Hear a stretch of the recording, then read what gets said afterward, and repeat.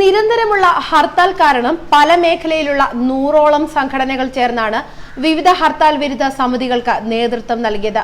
ശബരിമല കർമ്മസമിതി ഹർത്താലിന് ആഹ്വാനം ചെയ്തപ്പോൾ തന്നെ കടകൾ തുറക്കുമെന്നാണ് വ്യാപാരി വ്യവസായി ഏകോപന സമിതി നേതാവ് ടി നസറുദ്ദീൻ പറഞ്ഞത്. എന്നാൽ ആശാന്റെ വാക്കുകേട്ട് കട തുറക്കാൻ എത്തിയപ്പോൾ പല സ്ഥലങ്ങളിലും പറ്റിയ സാഹചര്യമായിരുന്നില്ല.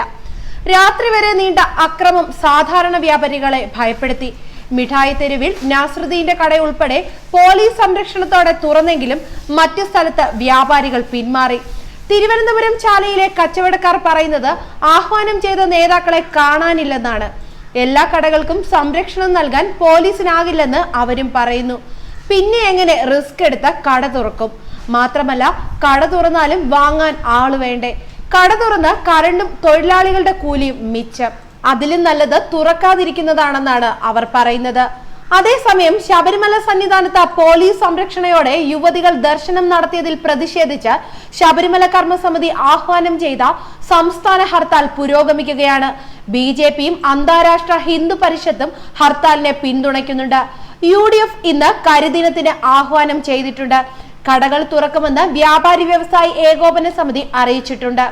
ഹർത്താലിൽ ഏതെങ്കിലും വിധത്തിലുള്ള അക്രമങ്ങൾ ഉണ്ടാവുകയോ സഞ്ചാര സ്വാതന്ത്ര്യം തടയുകയോ ചെയ്യുന്നവർക്കെതിരെ കർശന നടപടി സ്വീകരിക്കുമെന്ന് DGP ലോക്നാഥ് ബെഹ്റ അറിയിച്ചു.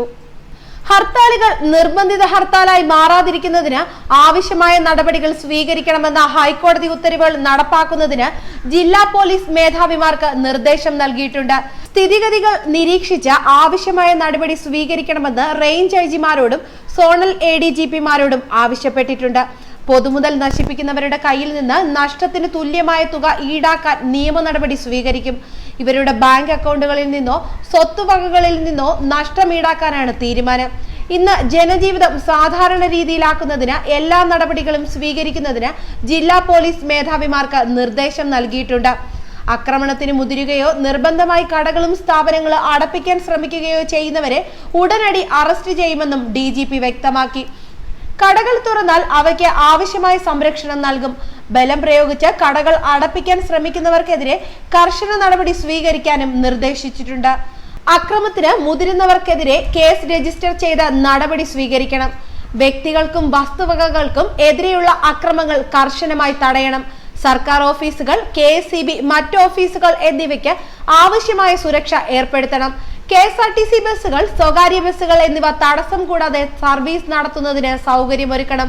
കോടതിയുടെ പ്രവർത്തനം സുഗമമായി നടത്തുന്നതിന് പ്രത്യേക നടപടികൾ സ്വീകരിക്കണം. ആവശ്യമായ സ്ഥലങ്ങളിൽ പോലീസ് പിക്കറ്റും പെട്രോളിംഗും ഏർപ്പെടുത്തണം. ഹർത്താലിനോടനുബന്ധിച്ച് നിയമവാഴ്ചയും സമാധാനവും പാലിക്കുന്നതിന് ജില്ലാ കളക്ടർമാരും ജില്ലാ പോലീസ് മേധാവികളും സ്വീകരിച്ച നടപടികൾ ചീഫ് സെക്രട്ടറി ടോം ജോസും DGP ലോക്നാഥ് ബെഹ്റയും വിലയിരുത്തി. ഏതെങ്കിലും തരത്തിലുള്ള അക്രമങ്ങളോ അനിഷ്ട സംഭവങ്ങളോ ഉണ്ടാകാതിരിക്കാനും സാധാരണ ജനജീവിതത്തെ ബാധിക്കാതിരിക്കാനും കർശന നടപടികൾ സ്വീകരിക്കണമെന്ന് നിർദ്ദേശം നൽകിയിട്ടുണ്ട്. പൊതുസ്ഥാപനങ്ങളിലും വ്യാപാര സ്ഥാപനങ്ങളിലും വിമാനത്താവളങ്ങളിലും റെയിൽവേ സ്റ്റേഷനുകളിലും ആവശ്യമായ സുരക്ഷാ നടപടികൾ സ്വീകരിച്ചിട്ടുണ്ട്. അനിഷ്ട സംഭവങ്ങൾ ഉണ്ടാകാതിരിക്കാൻ എക്സിക്യൂട്ടീവ് മജിസ്ട്രേറ്റുമാരെ പ്രധാന കേന്ദ്രങ്ങളിൽ നിയോഗിച്ചു.